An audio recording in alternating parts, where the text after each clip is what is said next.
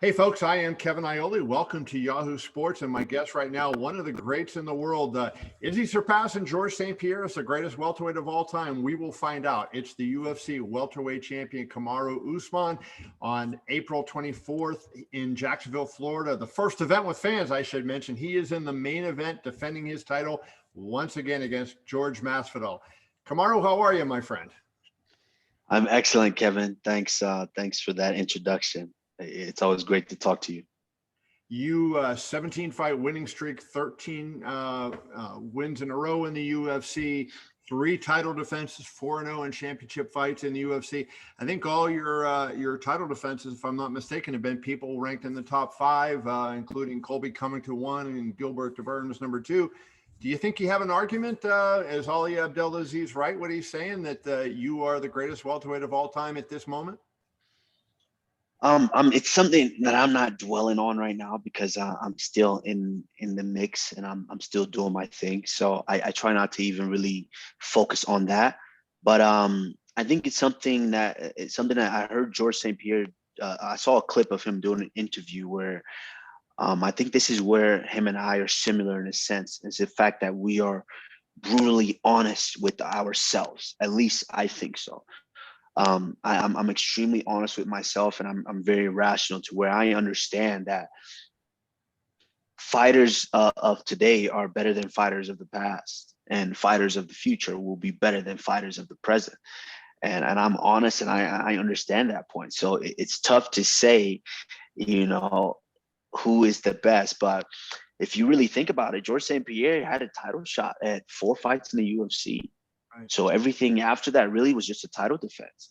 You know, had I gotten a title shot, my 4th fight, everything after that would have been in title defense. So, you know, it is what it is. I let people just make those comparisons and have those talks, which is always great to be able to be in those conversations.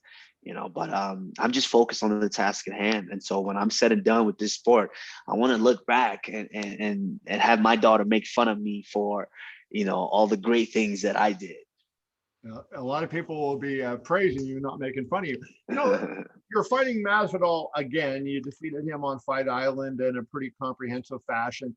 And I guess the question is why, other than the fact that it did a lot on pay-per-view. And so I guess that's a good reason why, right? You know, those dollar signs are good. But why do you do it again? Give him a shot so quickly, as opposed to, you know, going to one of the other contenders who may have done something to deserve it. You know, at this point, it's I'm at a point to where I'm so far ahead of these guys to where I consider it kind of like a race. Mm-hmm. We're running a race. We're all on the track running a race. I'm so far ahead. I'm starting to lap these guys now. I'm about to lap them around, and this just happens to be the first guy that I'm lapping. You know, he's a tough fighter. You know, I take nothing away from him. He's a tough fighter, but I'm an elite fighter. And it was just something about after that first fight, I didn't feel like I got my fix. I wasn't fully satisfied. And so, you know, I said, yeah, I would like that one back because I wasn't fully satisfied with myself in that one. But let's not take anything away from Jorge Masvidal. He does bring a lot of eyeballs. Right. Of course, you put all those guys right now in the pool that I'm about to lap, all of them. You put them out. Which one brings the most eyeballs? Of course, Masvidal does. So, you know, that I'm completely understanding of, you know, but at the end of the day, you know, all of these guys, like they make the most money when they fight for the title. When you fight the champion, you make the most money. And so, you know, I figured why not give him another opportunity, because I wasn't fully satisfied with that one. And honestly, yes, he's going to bring a lot of eyeballs to this fight as well. You have beef with a lot of guys, right? So, I mean, you know, and I don't think you have beef with Gilbert, but it, you know, it kind of, the fight wasn't, you know, the best friends until the fight was over. You guys weren't such good buddies. But, you know, I guess the guy that I thought maybe deserved it would have been Covington. You know, he gave you your best fight as champion, I would think, right? And you defeat him, and then there was a little bit of controversy. I think the stoppage in that fight was a legitimate stoppage, and I don't have a problem with what happened. But, you know, some people do, and some, you know, some neutral, smart fight people do. You know, so I'm just curious how you weighed the two, you know, and you know Masvidal was going to give you that big payday, and and obviously I'm not diminishing him as a fighter, but I mean, Covington gave you your best fight maybe as a pro. Yeah, and that's an interesting one too, because that's kind of like what people are hanging on. So so people, is it that you're just hanging on to wanting to be, in a firefight? Is that what it is? Or are people really willing to just recognize and acknowledge my skills? Because at the end of the day, I put a definitive answer to that one. I finished the fight, you know. And yes, like, yeah, that was one of the more difficult fights that I've had. I honestly know why that was, because I chose to make it that way. I wasn't going to be satisfied with anything less than that when I could have systematically just broke him down. But I wanted to feel that. I wanted to have that fun of being in that full rumble like that. And but if you look at all these guys, they're sitting around not wanting to fight each other. Covington was offered to Masvidal to do the show. Masvidal turned that down. Lee Edwards was offered to Covington, and Covington turned that down. And Khamzat was offered to Wonderboy, and they turned that down. And so all of these guys are sitting around turning down all the fights, and the most active guy in the division is the welterweight champion of the world. Right. How is that? So they're just kind of sitting around waiting for me to pick them, and so they can get a shot. If you look at it, yeah, at the end of the day, I'm going to have to just give these guys shots. I'm just, okay, I've already beaten all of you guys, but I'm just going to lap you. I'll give you guys all a shot again. And that's what they're all waiting on. So there was really no wrong way for me to go in this one. Like, let's be honest, making a business decision. Right. Yeah, I've beaten all the guys, but which one brings more eyeballs that of course is going to compensate me a little bit more for my efforts. And here we are. I talked to I'm sorry. I talked to your coach Trevor Whitman after your last fight, and talking about your skill and the development he saw in you.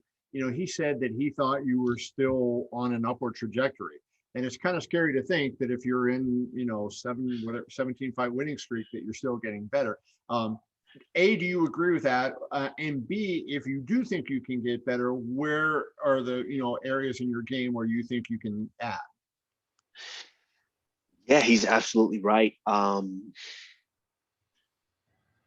Speaking to some of the greatest, combat guys that I know that I have access to, and I like to pick their brains. Rashad Evans, Daniel Cormier, Eddie Alvarez, and these are like legitimately my friends that I like to pick their brain often. And there's going to come a time where the feeling of let's get up and go train today.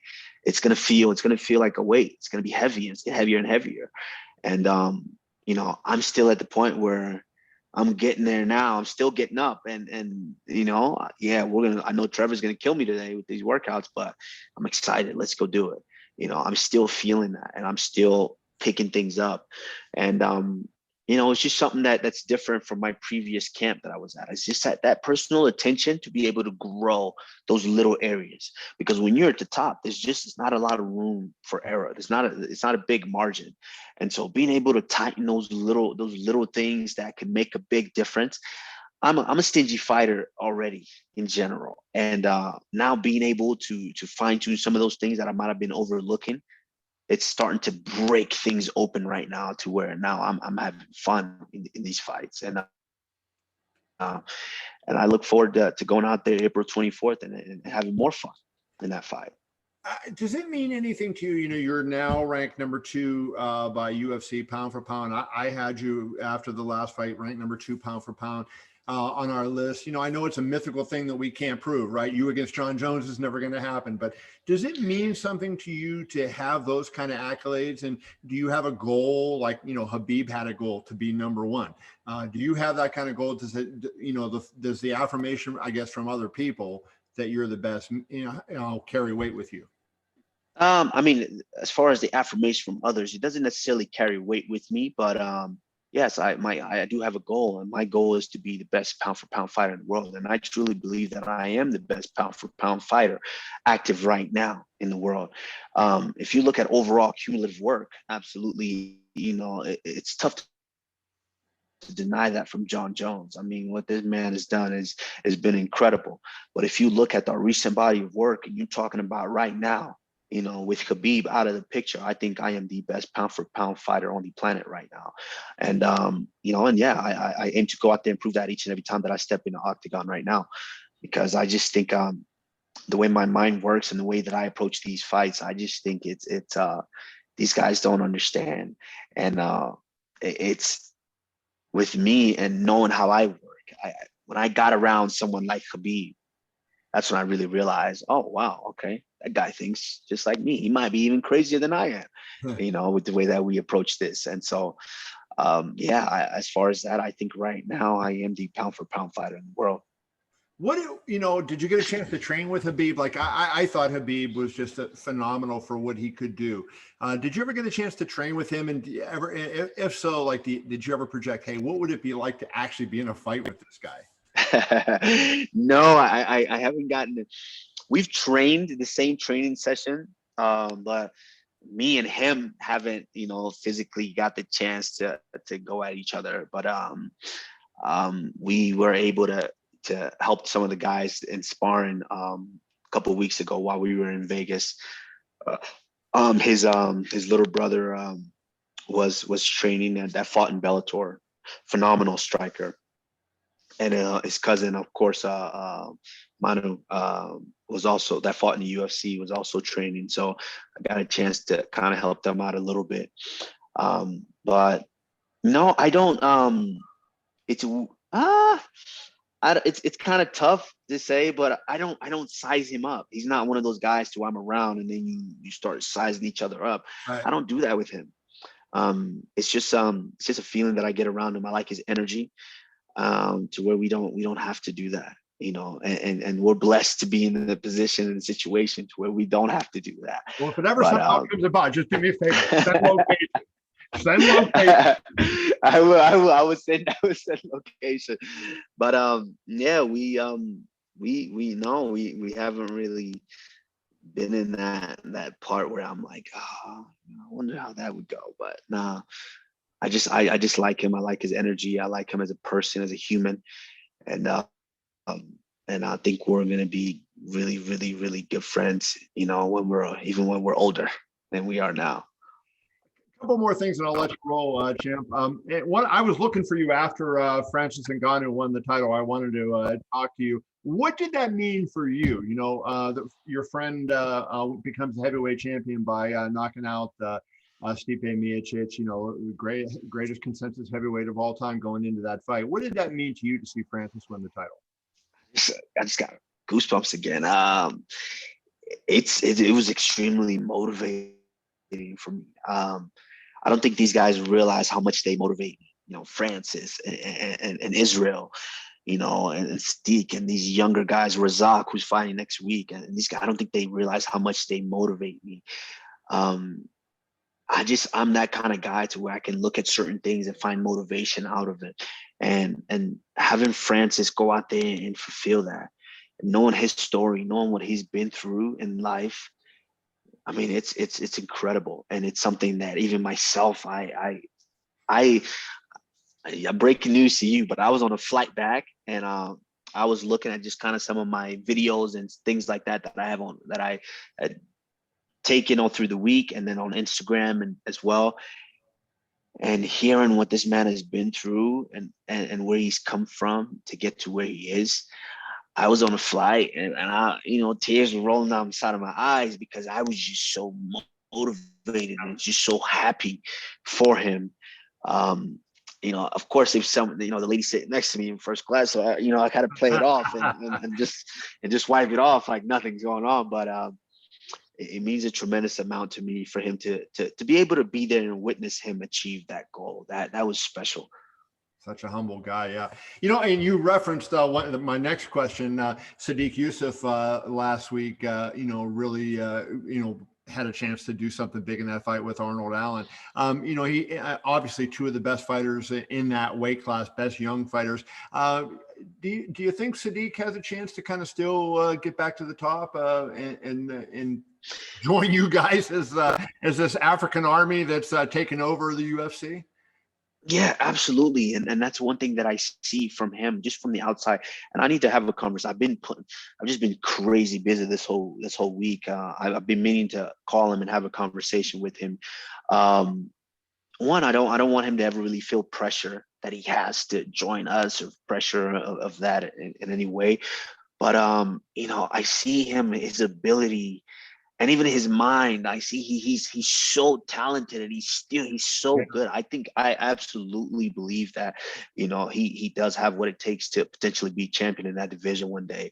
There's a couple of guys himself, Dan Ige. There's a couple of guys there that I think are these guys could really break through and potentially be champion one day. I just think there's a couple of things he needs to tweak and approach in a little different manner. But man, even in that fight, he showed it. I mean, being able to control his opponent like that, you put him where he wants, stalk him down the whole fight. I think it's just a little bit of adjustment strategically. I think he starts to open the door wide and open that gap between himself and the rest of the featherweights. Interesting. Speaking of making adjustments and changing things a little bit, what do you change against Math? Do you fight the same fight, or do you think there's things that you do differently this time now that you've been in there with him? You felt his power and you know what he's going to try to do. Oh yeah, definitely things that I do different. I mean, in that last fight, I did him a favor. I did everyone a favor, and I said, you know what, I'll risk it. I'll put my title on the line, put my life on the line. I'll fly all the way across the world, and 4 days, cut the weight and fight this guy. And I did that, and going into it with a broken nose in two places, shattered nose, and I barely could walk for half the camp. Um, and I still went out there and I did that. So of course, now with a little better training, a better understanding for things, and more time with my coach, um, yes, definitely I approach it a little different, but the result stays the same. I dictate what happens in the fight, like I do in each and every fight. So if he comes very, very prepared and he's ready to give his all in there, he might survive 5 rounds. But with me going in and doing my job, I think I get the satisfaction that I want in this fight. Awesome.